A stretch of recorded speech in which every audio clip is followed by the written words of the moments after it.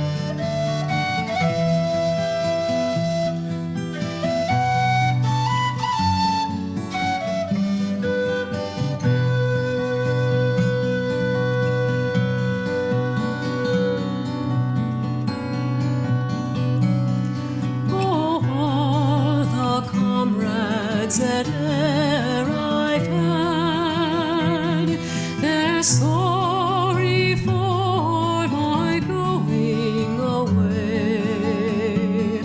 And of all the sweethearts that e'er I had, they'd wish me one more day to stay.